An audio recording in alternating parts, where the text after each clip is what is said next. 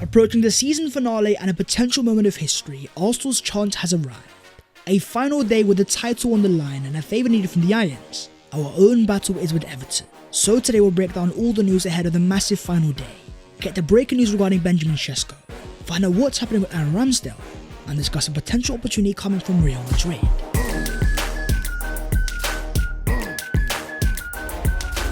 Yo, what is going on guys? My name is Spaz14, welcome back to your boys channel and I hope you guys are doing sensational ahead of the season finale. The chance for Arsenal to make history. If things go to plan, it could be monumental. So as per, don't forget to smash a like on the video if you enjoy and subscribe to the channel if you are new. But starting off with the next step. During a time of the Arsenal fanbase where many are uncertain, could Sunday be a day of history or could it go against us?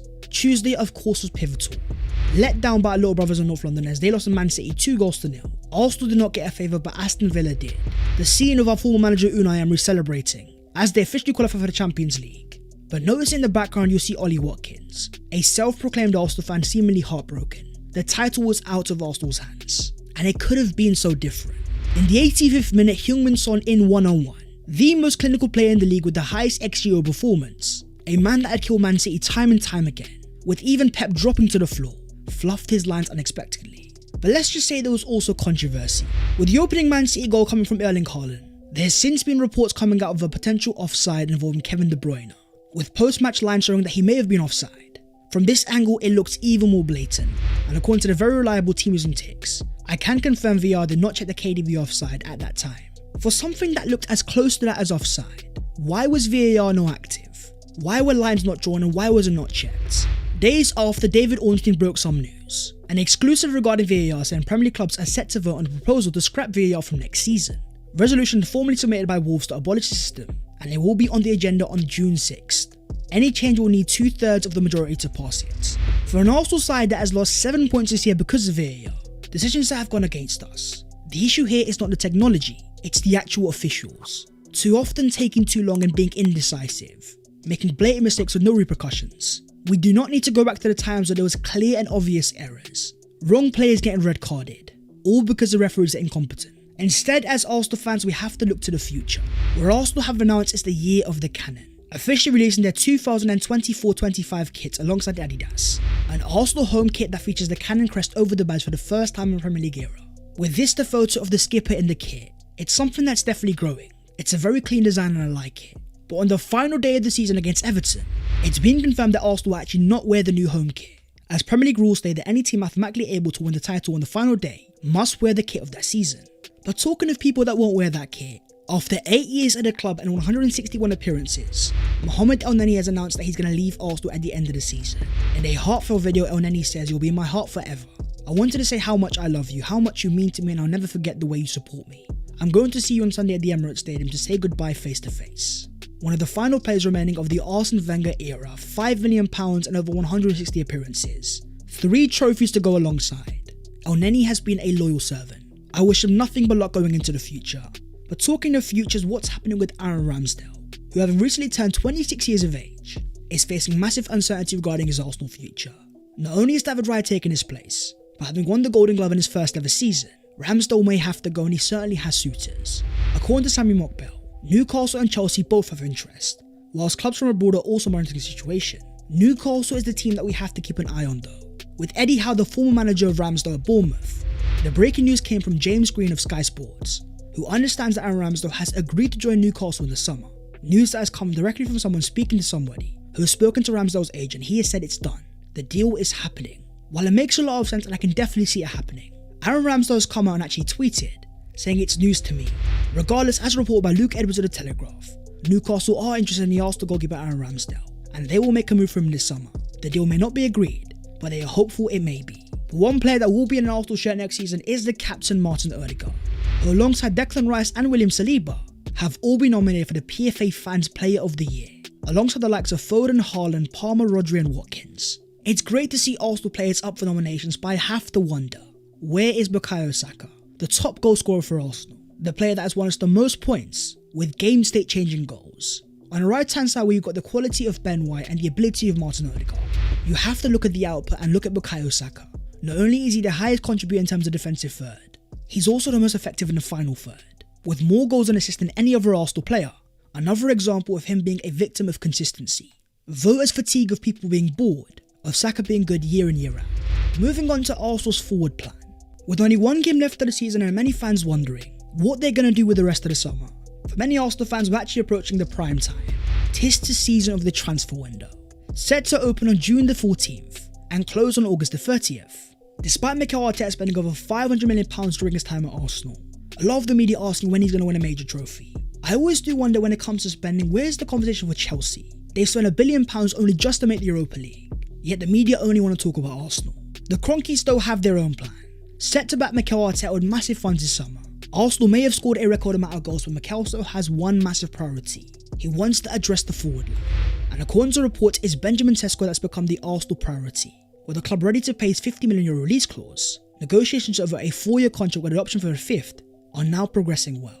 Now Sesko's a player that's had a very weird season. Having signed for Leipzig and arrived in the Bundesliga, despite only starting 16 games all season, he has now scored 13 Bundesliga goals, all from an XG of only 7.4, missing a total of only 8 big chances and a massive 30% goal conversion.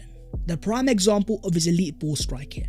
Often compared to Zlatan Ibrahimovic, despite being only 20 years old, Sesko's got a fantastic range, scoring 5 headers, 3 left-footed goals and 5 right-footed goals. He's ended the season on fire with 6 goals in 6 games. We then think of the physical potential of a 6'5" frame, a player still developing yet already effective. As Sam Dean says, Arsenal have strong interest in Benjamin Sesko and are now considering a move for the Slovenian international. Telegraph Sport understands that rival suitors believe Arsenal are now in the pole position to sign the 20-year-old, should Arsenal choose to formalise their interest. Thinking about the emergence of Kai Havertz and how important he's been playing for Arsenal up front, the idea that Arsenal have deviated their summer plans, instead looking at project strikers, Sesko is the most standout option in that category.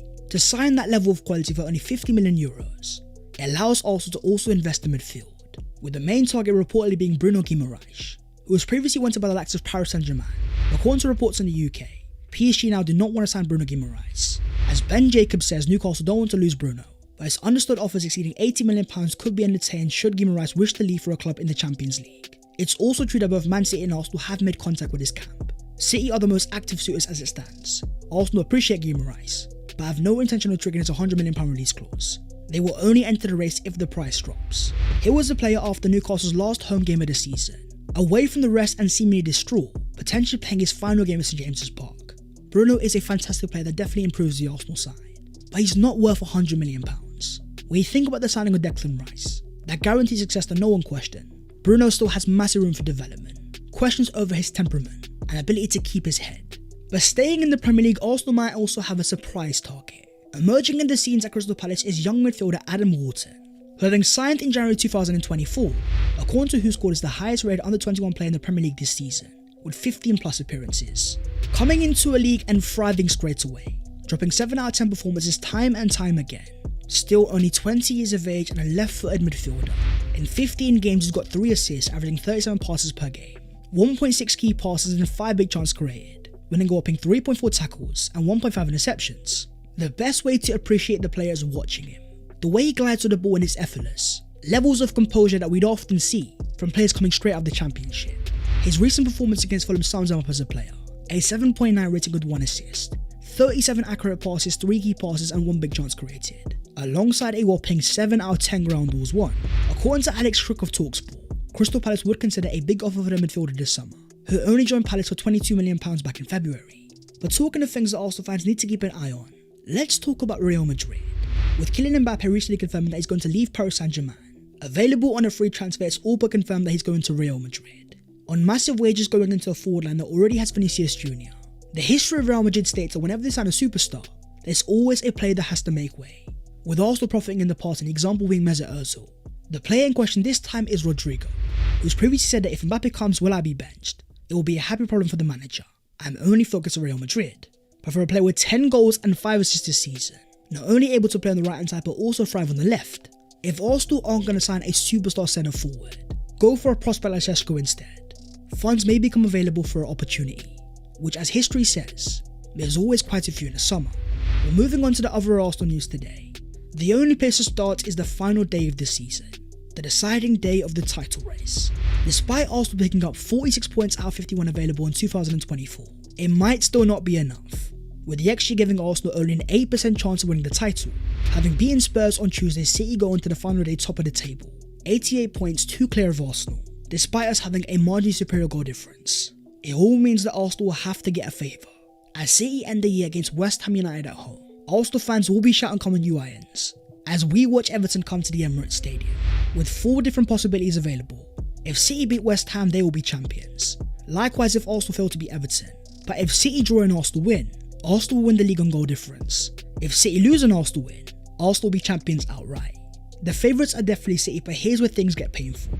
Reports have confirmed ahead of the final day there will be identical Premier League trophies awaiting at each ground, alongside identical podiums and fireworks. There will also be 40 medals at each ground, with any player who's made at least 5 appearances eligible to receive one. We have come this close to a title that is actually going to be at the Emirates this Sunday. Likewise with Premier League Chief Executive Richard Masters, who according to the Athletic will attend Arsenal's final game of the season to avoid the scenario of presenting Man City with the Premier League trophy, as they've been charged with 115 breaches. This is where things kind of get annoying, with City's future still being in massive doubt, still facing 115 charges of financial doping. Even if they win on Sunday, it will leave a sour taste. Why have we not seen a resolution? What is taking so long? For Arsenal, all they can look at as their own progress, with this being the point deficit between Arsenal and City during Arteta's tenure, from minus 25 points in his first year, all the way down to minus 2 last year. Arsenal have gotten so close, and that's why fans are proud. They understand that all the years under Arsene Wenger towards the end, having begged Arsenal to be more competitive, Mikel Arteta has brought us back into the frame. But in a recent interview from Pep Guardiola, the Premier League's boring? No, it's not. Before you know what it was money. If money was a reason why Man United should have won all the titles, second Chelsea and third Arsenal, claiming that United, Chelsea and Arsenal all spend more money than City, despite this being the net spend of 1992 from 2013, Arsenal all the way down in 7th, only £25 million spent, where City have spent over 500 million. Their foundations may be illegal, they may be found guilty of 115 charges, but as Mikel Arteta says, no, you can never complain. I can only complain about what we haven't done to have 91, 93 and 95 points. That is the only thing we can do. So for Arsenal, the final day focus has to be on Everton. Do their job and give yourself the best chance for a side that has the most final day victories in Premier League history. As Mikel Arteta says, this is the nice part, fighting for the title until the last day. It's the first time the trophy will be awaiting at the Emirates since it was built, with red ribbons on it. If we win and they don't, it's ours. But for now, that's the video there and there, so hopefully you guys have enjoyed. If you have, smash a like and subscribe to the channel if you are new. If you want to follow your boy on all of his social medias, then the links are down below in the description.